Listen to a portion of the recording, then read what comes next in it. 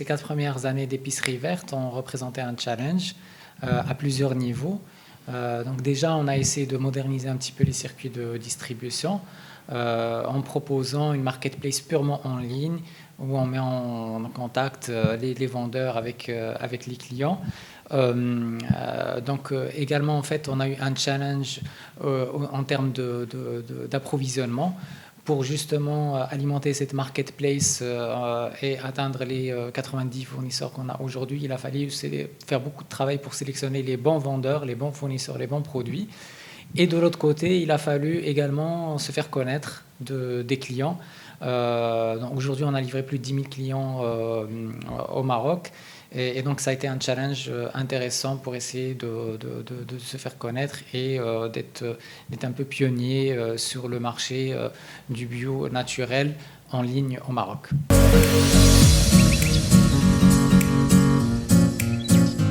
En fait, je dirais que globalement, l'écosystème de l'entrepreneuriat s'est amélioré au Maroc. En fait, il y a aujourd'hui pas mal que ce soit au niveau de l'accompagnement ou du financement, il y a eu pas mal d'avancées. En termes d'accompagnement, il y a beaucoup de structures. Malheureusement, elles sont plutôt situées en amont, en tout début de cycle de vie. Et de l'autre côté, en termes de financement, il y a pas mal de choix. Mais pareil, également beaucoup de concentration sur l'amorçage, pré-amorçage, l'idéation, l'amorçage et les premières années de cycle de vie d'une entreprise. Et c'est plus on avance dans le cycle de vie d'une start-up, plus c'est un peu plus compliqué d'avoir. Et il y a un deuxième facteur qui est celui du temps. En fait, pour obtenir ces financements, ça prend du temps, alors que la start-up, son cycle de vie, il est plus rapide. Donc voilà, en fait, il y a encore un petit peu de faiblesse sur le système.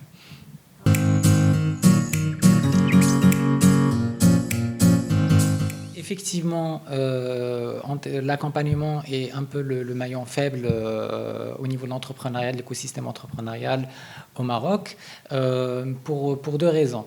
Déjà, un peu comme j'ai évoqué tout à l'heure, on se concentre un peu plus sur le début de cycle de vie. On encourage plus la quantité que la qualité. Et donc, il y a beaucoup d'entreprises qui sont accompagnées, qui sont créées.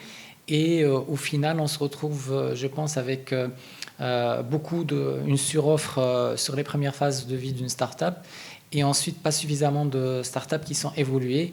Donc à mon avis, il faudrait peut-être concentrer l'effort, peut-être réduire un petit peu les objectifs qu'on se fixe en termes de nombre et essayer plutôt de viser une quantité plus limitée, de se concentrer sur un nombre plus limité, mais de les aider de bout en bout jusqu'à la fin.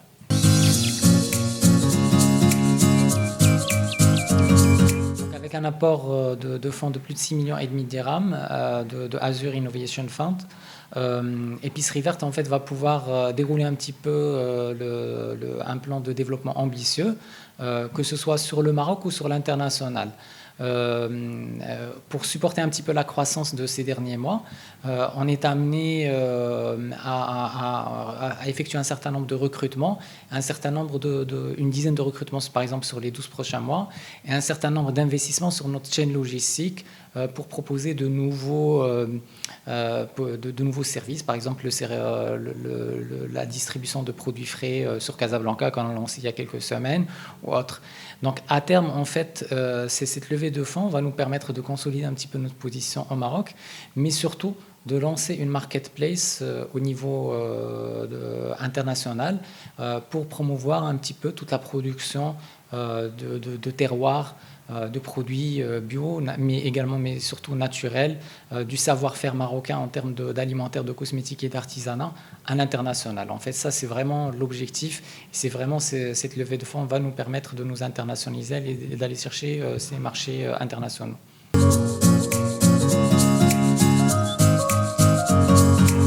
Épicerie Verte a été le premier acteur à agir de manière structurée, à proposer un lieu d'échange en ligne où des coopératives, des artisans qui sont très peu au fait du digital peuvent intervenir et proposer leurs produits et surtout bénéficier d'une force de frappe, que ce soit commerciale, logistique ou de distribution, partout au Maroc et même dans le monde.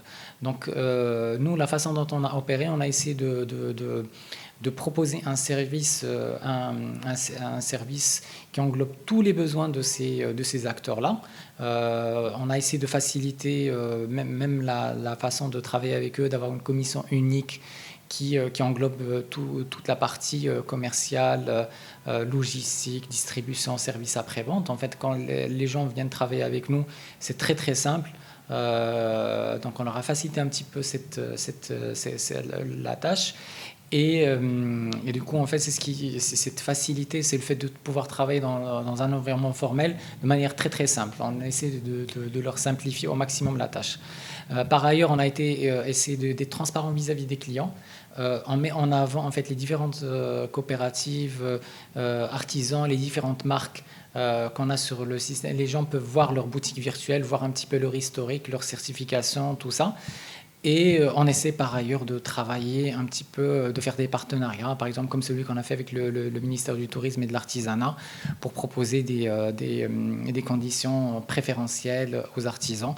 Donc voilà, c'est un peu en travaillant la partie transparence et la facilité qu'on essaie d'offrir quelque chose de nouveau sur ce secteur et de combattre un petit peu tout ce qui est informel.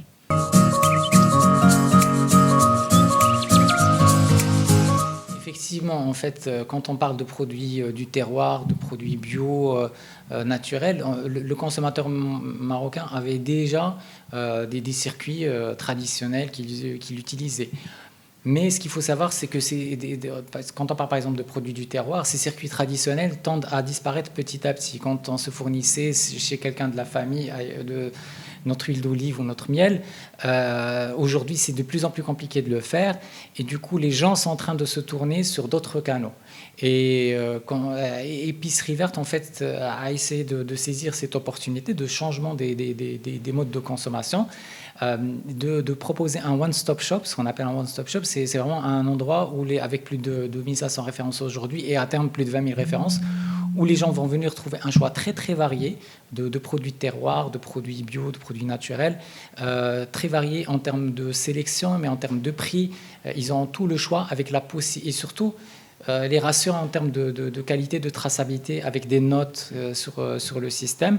Et donc en fait, on est en train d'accompagner un petit changement au niveau des modes de consommation. Et donc nous, on reste en permanence à l'écoute de nos clients. Par exemple, quand on a démarré avec un modèle purement en ligne, avec soit commande sur notre site web ou sur nos applications mobiles. Quand on a senti que les gens voulaient également passer commande ou modifier leur commande à travers WhatsApp, téléphone, tout ça, on a rajouté ça. Donc nous, on est à l'écoute. Épicerie Verte va rester un modèle purement en ligne, mais c'est un modèle qui est adaptable et adapté. On demande à nos clients systématiquement quels sont les nouveaux produits qu'il va y avoir sur la plateforme, quel type. C'est pour ça qu'on a rajouté les produits frais, parce que c'est à la demande de nos clients. On a démarré par Casa, on va étendre à d'autres villes. Donc à chaque fois, on est à l'écoute du client pour leur proposer ce qui se fait de mieux, mais avec notre spécificité qui est une distribution purement en ligne.